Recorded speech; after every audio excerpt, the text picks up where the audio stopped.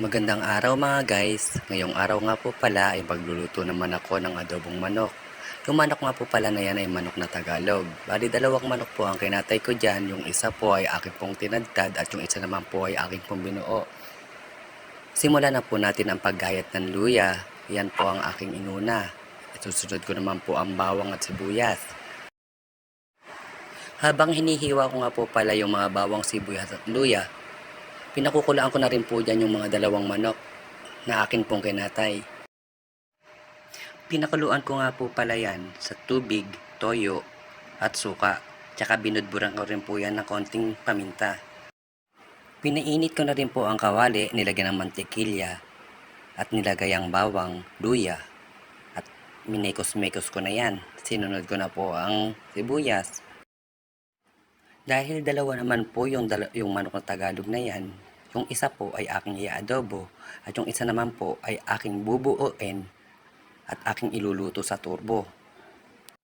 Napakasimple lang naman lutuin ang adobo. Kahit ikaw, kaya mong lutuin yan. Kahit nga siguro nakapikit ka pa, kaya mong lutuin yan.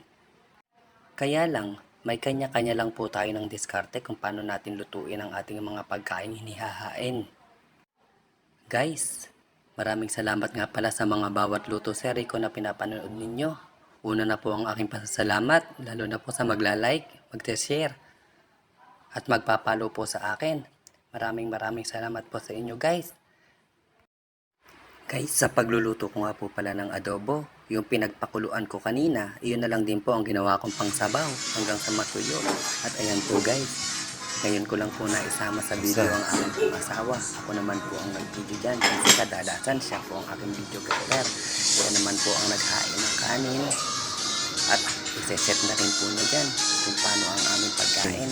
Dahil yung mga anak ko, ayun, yung isa nakadapa, yung isa naman naglalaro, nasa ulok. O paano mga guys? Comment down below nga po kung hanggang saan nakarating po ang aking video para alam ko kung taga saan po kayo.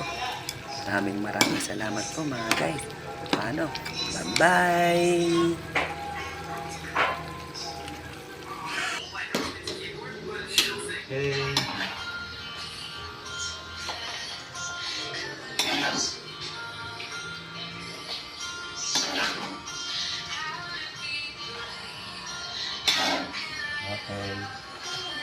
Kaya